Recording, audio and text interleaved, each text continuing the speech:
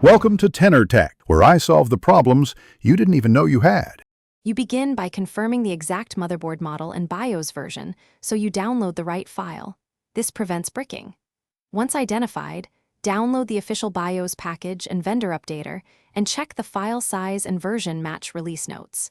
Make sure you have uninterrupted power, plug in a UPS, or have your laptop at 80% or higher. Now create a FAT32 USB with the BIOS file. Label it clearly so you don't mix files later.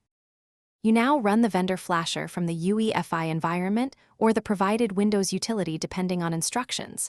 Choose the method recommended for your board.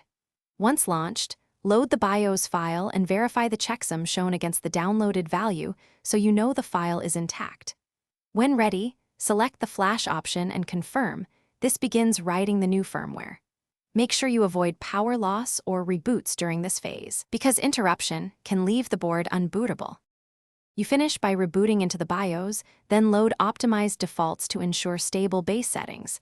After that, reapply any custom timings or boot order. Once in the OS, confirm device detection and run a short stress or post check to validate stability.